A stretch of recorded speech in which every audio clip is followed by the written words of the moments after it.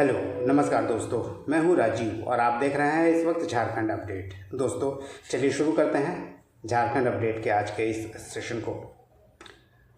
दोस्तों झारखंड अपडेट के आज के इस सेशन में हम लोग झारखंड करंट अफेयर्स के कुछ इंपॉर्टेंट प्रश्नों को देखने वाले हैं।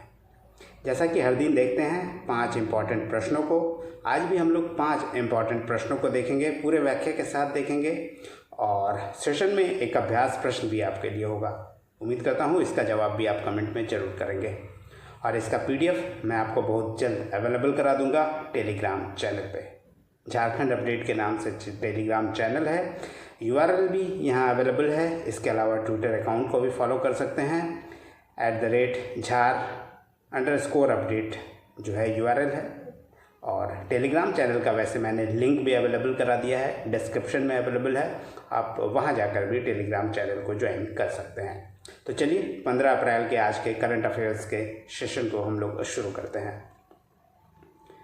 शुरुआत करते हैं दोस्तों हर दिन की तरह अभ्यास प्रश्न से। लास्ट वीडियो का अभ्यास प्रश्न है जो कि लास्ट वीडियो सेशन में मैंने पूछा था। वह प्रश्न था यूनाइटेड किंगडम की नाइटहुड सम्मान से 14 फरवरी 2025 को किसे सम्मानित किया गया है। Option A Jean Dreze, option B है हेमंत सोरेन, ऑप्शन सी है MS धोनी, ऑप्शन डी है N चंद्रशेखरन। दोस्तों आपको बता दें कि यूनाइटेड किंगडम के द्वारा यानी UK के द्वारा जो नाइटहुड सम्मान दिया गया है फरवरी माह में, वो टाटा के चेयरमैन N चंद्रशेखरन यानी नटराजन चंद्रशेखरन को दिया गया है, जो कि एक सिविलियन अवार्ड है UK का, उसके द्वारा सम्मानित किया गया है। भारत ब्रिटेन के आर्थिक सहयोग से जो दोनों का रिलेशन अच्छा हुआ है उसके कारण ये सम्मान दिया गया है। आइए और डिटेल में इसे जानते हैं। दोस्तों आपको बता दें कि यूनाइटेड किंगडम की नाइटहुड सम्मान से सम्मानित किया गया है N नटराजन, जिनका पूरा नाम है नटराजन चंद्रशेखरन, जो कि वर्तमान में टाटा ग्रुप के चेयरमैन हैं। 14 फरवरी 2025 को उन्हें इस सिविलियन अवार्ड से सम्मानित किया गया। वैसे आपको बता दें कि ब्रिटिश साम्राज्य का सर्वोच्च अवार्ड है, उत्कृष्ट अवार्ड है, सिविल डिवीज़न के द्वारा दिया जाता है, सर्वोच्च सिविलियन अवार्ड है और ये अवार्ड नाइटहुड सम्मान के नाम से जाना जाता है। और सम्मान मिलने के अगर कारण की बात करें तो दोस्तों टाटा समूह के निवेश और सहयोग के माध्यम से भारत और UK के बीच जो आर्थिक संबंध मजबूत हुए हैं वो यही रहा है कारण, जिसके कारण UK के द्वारा ये नाइटहुड सम्मान से N चंद्रशेखरन को सम्मानित किया गया है। वैसे कुछ दिनों पहले यानी 2 वर्ष पहले 2023 में भी फ्रांस का सर्वोच्च नागरिक सम्मान से N चंद्रशेखरन को सम्मानित किया गया था और यह सम्मान था chevalier de la legion of honour. और भारत फ्रांस व्यापारिक संबंधों को मजबूत करने के लिए और उनके योगदान को मान्यता देने के लिए फ्रांस के द्वारा भी फ्रांस की सर्वोच्च नागरिक सम्मान से सम्मानित किया गया था N चंद्रशेखरन को। और 2025 में अब नाइटहुड सम्मान से सम्मानित किया गया, जो कि UK का एक सर्वोच्च नागरिक सम्मान है। दोस्तों चलिए अब शुरू करते हैं आज के करंट अफेयर्स के सेशन के नए प्रश्नों को देखते हैं और देखते हैं आज के पहले प्रश्न को। पहला प्रश्न है आज का 11 अप्रैल 2025 को निम्नलिखित में से किसकी 210वीं जयंती मनाई गई। सिद्धू कानू, बिरसा मुंडा, विनोद बिहारी महतो या नीलांबर पीताम्बर। दोस्तों आपको बता दें कि 210वीं जयंती जो मनाई गई है ये सिद्धू कानू की मनाई गई है। आपको बता दें कि सिद्धू कानू दोनों भाई थे। 11 अप्रैल 2025 को 210वीं जयंती मनाई गई। सिद्धू कानू के बारे में दोस्तों आपको बता दें ये 6 भाई थे और सिद्धू कानू का जन्म जो हुआ, सिद्धू मुर्मू का जन्म अगर बात करें तो सिद्धू का जन्म हुआ था 1815 में, कानू का जन्म हुआ था 1820 में, जबकि चांद और भैरव ये दोनों भी भाई थे और चांद का जन्म 1825 और भैरव का 1835 में हुआ था। इस तरह चारों भाई सिद्धू, कानू, चांद और भैरव का जन्म क्रमशः 1815, 1820, 1825 और 1835 में हुआ था। इसके अलावा इनकी 2 बहनें भी थी, फूलो और झानो, फूलो मुर्मू और झानो मुर्मू। इस तरह ये 6 भाई बहनें थे। 6 भाई बहन में सिद्धू मुर्मू और कानू मुर्मू के नेतृत्व में संथाल विद्रोह किया गया था और ये सभी 6 भाई ने मिलकर इस आंदोलन को सफलतापूर्वक संचालित भी किया था। और इन 6 भाई बहनों के जो पिता थे वो चुन्नी माझी थे। आपको बता दें कि इनका जो जन्म स्थान था 6 भाई बहन का वो भोगनाडीह में था, जो कि वर्तमान में संथाल परगना प्रमंडल का हिस्सा है। संथाल परगना प्रमंडल के साहेबगंज जिले के बरहेट प्रखंड के भोगनाडीह गांव में इन सभी का जन्म हुआ था। वैसे संथाल विद्रोह दोस्तों, जिसे हूल क्रांति के नाम से भी हम लोग जानते हैं, 30 जून को 1855 की इसकी शुरुआत हुई थी संथाल विद्रोह की, जिसे हूल दिवस के रूप में हम लोग मनाते हैं, क्योंकि इसी दिन 30 जून को ही शुरुआत हुई थी सिद्धू और कान्हू के नेतृत्व में ये आंदोलन। इसलिए 30 जून को प्रतिवर्ष हूल दिवस के रूप में भी हम लोग मनाते हैं। और 30 जून 1855 का वो दिन था जब सिद्धू कान्हू के नेतृत्व में साहेबगंज जिले के भोगनाडीह गांव में इस विद्रोह की शुरुआत हुई थी। और 1856 का समय था जब यह विद्रोह किया गया था। वैसे सिद्धू का एक सबसे बड़ा नारा था, सबसे प्रसिद्ध नारा है, इसे जरूर याद रखिएगा। एग्जामिनेशन पॉइंट ऑफ व्यू से ये काफ़ी इम्पॉर्टेंट हो जाता है। और यह जो नारा था ये था, करो या मरो अंग्रेजों हमारी माटी छोड़ो। वैसे जो प्रमुख क्रांतिकारी व्यक्ति थे यही 6 व्यक्ति थे, चारों भाई बहन, और 6 भाई बहन, 4 भाई और 2 बहन फूलो और छानो। इन्हीं के नेतृत्व में पूरा आंदोलन संचालित किया गया था, जिसे संथाल विद्रोह या हूल क्रांति के नाम से जानते हैं। चलिए नेक्स्ट प्रश्न को देखते हैं दोस्तों। और जो अगला प्रश्न है यह प्रश्न स्पोर्ट्स से रिलेटेड है। और प्रश्न है, झारखंड राज्य रग्बी चैंपियनशिप 2025 में सीनियर मेल वर्ग में विजेता टीम कौन रही? पश्चिमी सिंहभूम, खूंटी, बोकारो या पूर्वी सिंहभूम? दोस्तों रग्बी चैंपियनशिप जो आयोजित किया गया था, इसमें सीनियर मेल वर्ग का जो विजेता रहा है वो खूंटी रहा है, खूंटी जिला रहा है। आइए इसके बारे में और डिटेल में जानते हैं दोस्तों। ये 7वीं झारखंड स्टेट रग्बी चैंपियनशिप था। 2025 में इसका आयोजन किया गया, खेलगांव रांची में आयोजन किया गया। और झारखंड के 24 जिले के कुल 26 टीमों ने इसमें पार्टिसिपेट किया।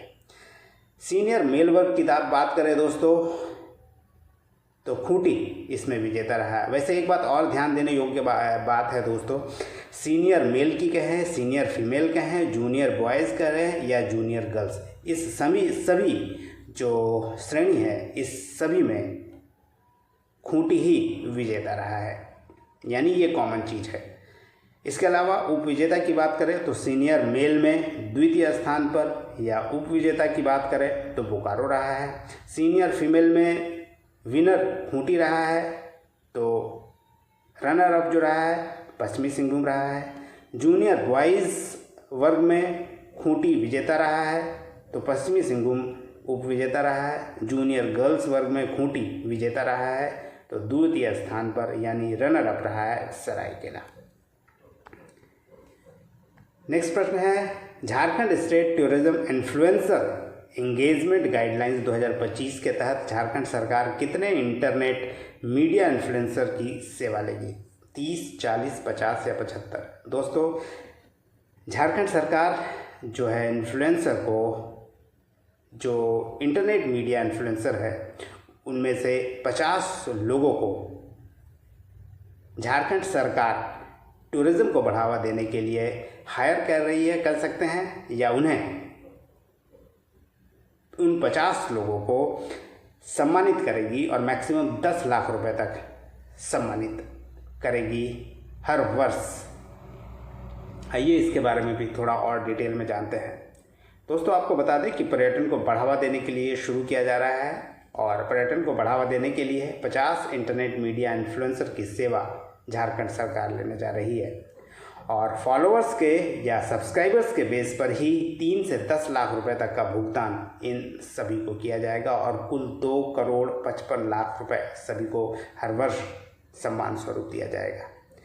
इन्हें 4 श्रेणियों में बांटा गया है, और फॉलोअर्स या सब्सक्राइबर्स कह सकते हैं, इस बेस पर 4 कैटेगरी बनाई गई है। एक नैनो कैटेगरी, एक माइक्रो, एक मैक्रो और एक मेगा। अगर इसके उद्देश्य की बात करें तो झारखंड की जो प्राकृतिक सुंदरता है, संस्कृति है, पर्यटन स्थलों को राष्ट्रीय और अंतर्राष्ट्रीय स्तर तक पहचान दिलाने के लिए ये झारखंड सरकार कदम उठा रही है, और झारखंड सरकार का ये पहल भी है। वैसे झारखंड सरकार ने जो गाइडलाइन जारी की है वो गाइडलाइन है Jharkhand state tourism influencer engagement guidelines 2025 और इंटरनेट मीडिया इन्फ्लुएंसर की सेवा लेने के लिए ही ये गाइडलाइन जारी किया गया है। वैसे आपको बता दें जो इन्फ्लुएंसर्स जो भी होंगे उनका कार्य होगा झारखंड में जो कुछ भी प्राकृतिक संसाधन है, प्रकृति और झारखंड की जो संस्कृति है और पर्यटन को बढ़ावा देने के लिए इन सभी से अलग अलग तरह से कार्य लिया जाएगा और फॉलोअर्स के आधार पर उन्हें सम्मानित भी किया जाएगा। वैसे कार्य की बात करें तो झारखंड में झरने, पहाड़, जंगल सहित प्राकृतिक आधारित जो पर्यटन है उसे बढ़ावा देने के लिए आदिवासी विरासत और सांस्कृतिक पर्यटन को सामने लाने के लिए ट्रेकिंग, रॉक क्लाइंबिंग और जो वन्यजीव अनुभव जैसे साहसिक पर्यटन को प्रदर्शित करने के लिए, इको टूरिज्म को बढ़ावा देने के लिए ये कार्य कर रही है। और इसी के लिए इन्फ्लुएंसर्स को, जो इंटरनेट इन्फ्लुएंसर्स है, उन्हें अलग अलग कैटेगरी में झारखंड सरकार सम्मानित करेगी, क्योंकि हाल ही में आपने सुना भी होगा, देखा भी होगा कि झारखंड सरकार टूरिज्म पर काफ़ी फोकस कर रही है। हाल ही में झारखंड सरकार के मुख्यमंत्री हेमंत सोरेन विदेश भी जा रहे हैं, 2 देशों की यात्रा करने वाले हैं, जहां वो पर्यटन को बढ़ावा देने के लिए और लोगों को झारखंड आमंत्रित करने के लिए, ताकि झारखंड के बारे में लोगों को ज़्यादा से ज़्यादा पता चले और झारखंड में लोग बाहर से ज़्यादा आए, देशी पर्यटक के अलावा विदेशी पर्यटक भी झारखंड की ओर आकर्षित हो। इन्हीं सभी उद्देश्यों से ये पहल झारखंड सरकार कर रही है। प्रश्न नंबर 4 है, निम्नलिखित में से किन लोगों के लिए पोइला बोईशाख नव वर्ष का पहला दिन होता है जिसका उत्सव झारखंड में धूमधाम से आयोजित किया गया? बंगाली, मराठी, तेलुगु या संथाली? दोस्तों, ये बंगालियों का एक महत्वपूर्ण पर्व कह सकते हैं या कह सकते हैं कि वर्ष का पहला दिन होता है बंगालियों का, और काफ़ी धूमधाम से यह मनाया गया। और झारखंड में दोस्तों काफ़ी बंगाली स्पीकिंग पीपल हैं, बंगाली लोग काफ़ी हैं, क्योंकि झारखंड का जो एक हिस्सा है, पूर्वी हिस्सा, वो पूरा का पूरा पश्चिम बंगाल से जुड़ा हुआ है। इसलिए जो वो बॉर्डर वाला इलाका है उसमें बंगालियों की संख्या काफ़ी ज़्यादा है, इसलिए झारखंड में पोइला बोईशाख काफ़ी धूमधाम से मनाया जाता है। वैसे इस वर्ष पोइला बोईशाख 15 अप्रैल को मनाया गया और बंग समुदाय यानी बंगालियों को जो समुदाय है उनके लिए यह नव वर्ष होता है, जिसे पोइला बोईशाख कहते हैं, और बंगाली कैलेंडर में ये पहला दिन होता है। इसे नोबो वर्षो के नाम से भी जाना जाता है, यानी बंगाली जो लोग हैं, बंगाली स्पीकिंग पीपल हैं, बांग्ला भाषा में इसे नोबो वर्ष कहते हैं, यानी नव वर्ष। और इस दिन नए कार्यों की शुरुआत भी की जाती है बंगालियों के द्वारा। शादी ब्याह हो या कोई भी शुभ कार्य हो, इस दिन काफ़ी पवित्र मानते हैं ये बंगाली स्पीकिंग पीपल या बंग समुदाय। वैसे बता दें कि बंग समुदाय, पोइला बैशाख जो होता है बंग समुदाय का, व्यवसायियों के लिए भी एक विशेष महत्व का दिन होता है, क्योंकि इस दिन ये जो अपनी खाता बही होते हैं, जिसे ये खाता बाहा कहते हैं, उनकी पूजा अर्चना की जाती है और ये माना जाता है कि आज से कोई भी शुभ कार्य करने से आने वाला समय भी शुभ होता है और फलदायी होता है। वैसे रांची का भी इसका एक इतिहास रहा है दोस्तों। रविंद्रनाथ टैगोर के जो भाई थे ज्योतिन्द्रनाथ टैगोर, जो कि रांची आए थे पहली बार 1912 में, उस समय टैगोर हिल पर पहली बार यह त्यौहार आयोजित किया गया था।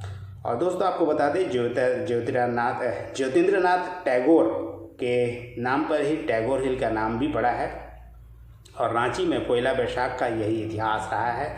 और इसी समय से माना जाता है कि झारखंड में भी पोइला बैशाख बड़ा धूमधाम से मनाया जाता है। इसी तरह जो मराठी लोग हैं, महाराष्ट्र के लोग, उनके लिए गुड़ी पड़वा काफ़ी महत्वपूर्ण होता है, उनका भी यह नववर्ष होता है जो महाराष्ट्रियन पीपल हैं उनके लिए। नेक्स्ट प्रश्न है, झारखंड सरकार के पर्यटन विभाग का 2 दिवसीय टूरिज्म रोड शो का आयोजन कहाँ किया गया? नई दिल्ली, जमशेदपुर, रांची या कोलकाता? दोस्तों इसका आयोजन कोलकाता में किया गया। आपको बता दें कि सुरेंद्र कुमार सोनू जो कि पर्यटन मंत्री हैं वो इस कार्यक्रम में उपस्थित थे और झारखंड सरकार के पर्यटन विभाग का यह आयोजन था, 2 दिवसीय आयोजन, और टूरिज्म रोड शो का यह आयोजन किया गया था कोलकाता में, जो कि 2 दिवसीय था।